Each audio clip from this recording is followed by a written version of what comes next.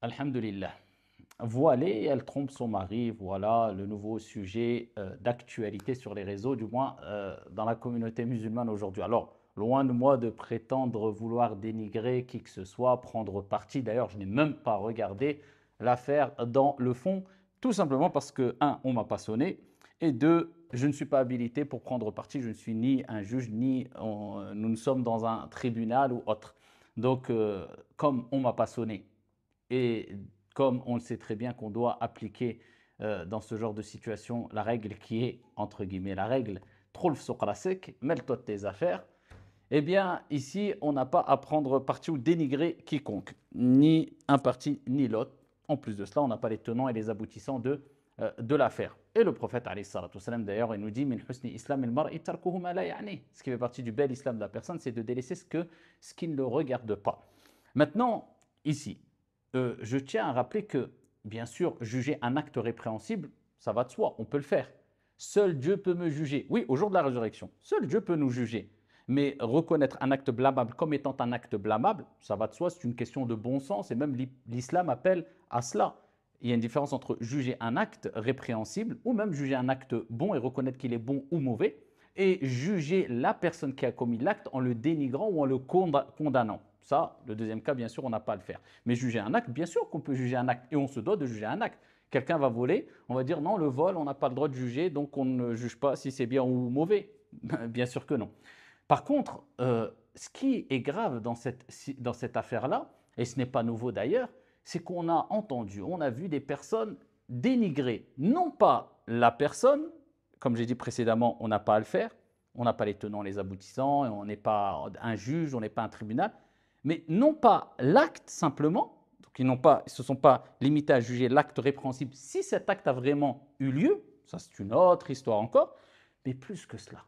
Ils ont jugé l'acte légiféré, la pratique légiférée par le Créateur des cieux et de la terre.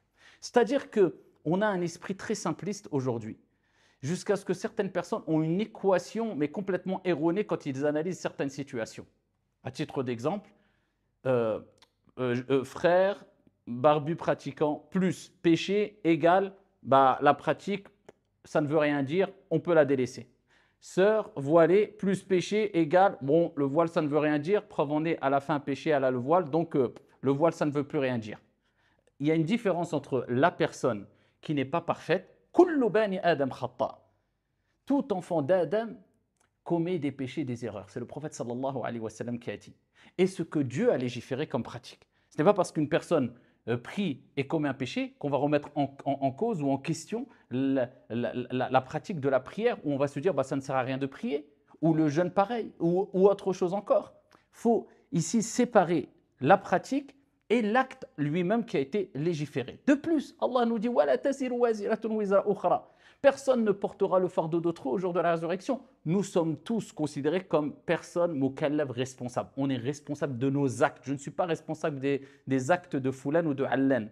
Devant Dieu, Dieu ne me dira pas « Oh, un tel, parce qu'un tel a pratiqué, il a commis un péché, toi, tu as été étonné et quelque part, tu as été dégoûté de cet acte-là, tu as commis le péché aussi, tu es pardonné. » Chacun rendra ses comptes sur sa propre personne.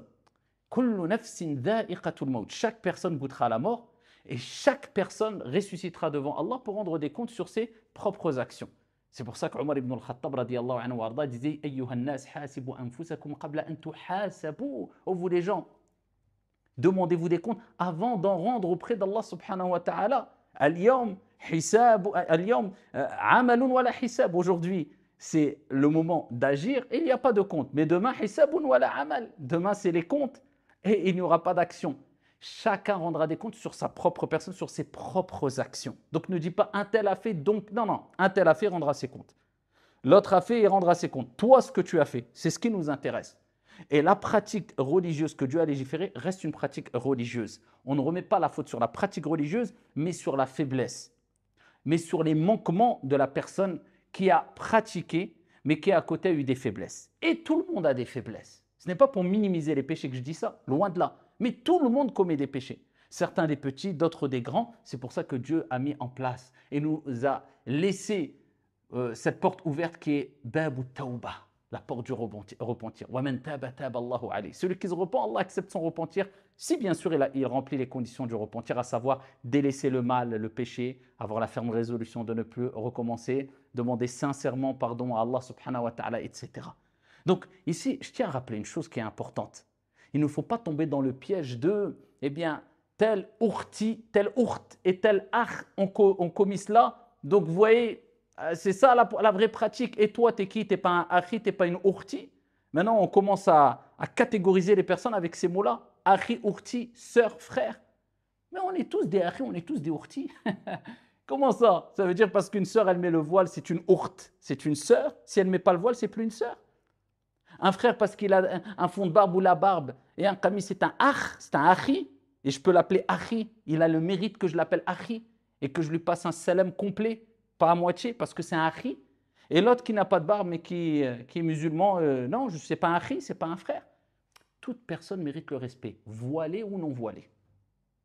Musulmane ou non musulmane, on mérite un minimum de respect, ça va de soi.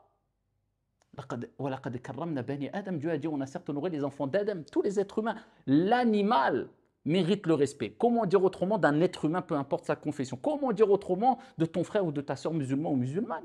Ajib. Donc qu'on arrête avec les akhi ourti. Soit tu dis akhi ourti pour tout le monde, tous tes frères et soeurs musulmans et musulmanes, mon frère, ma soeur. Soit arrête de les utiliser que pour des catégories de personnes, et ensuite, parce que tu l'appelles akhi ourti, ils doivent être infaillibles. Et alors, si c'est un akhi ou c'est une ourti, alors, et toi, t'es quoi? Parce que tu penses qu'une personne est un akhi ou un ourti, ou une ourti, elle a le voile, elle ne va pas rendre des comptes auprès d'Allah comme une personne qui n'a pas le voile. Il y a des sœurs qui n'ont pas le voile et qui vont rendre des comptes auprès d'Allah. Il y a des sœurs qui ont le voile qui vont rendre des comptes auprès d'Allah. Chacune a ses déficiences, chacune a ses qualités. Il en va de même pour les frères. Mais ne remettons pas la faute sur l'acte d'adoration qui a été légiféré, la pratique religieuse qui a été légiférée. C'est la faute de nous. On ne doit blâmer que nos propres personnes. Et ça, c'est important à retenir. En tout cas, je ne veux pas m'attarder sur cette histoire-là, mais c'est simplement pour rappeler que chaque chose a sa place. On ne doit pas déplacer les choses hors contexte ou en dehors de leur place qu'il convient. Et il ne faut pas mélanger les choses et se précipiter, surtout à l'ère des réseaux sociaux où on aime bien, dû à notre curiosité, s'occuper de tout, et surtout quand c'est des affaires intimes, rentrer dedans et chacun la tourne à sa sauce, l'histoire. Une sœur, elle pêche, elle rendra des comptes auprès de son Seigneur.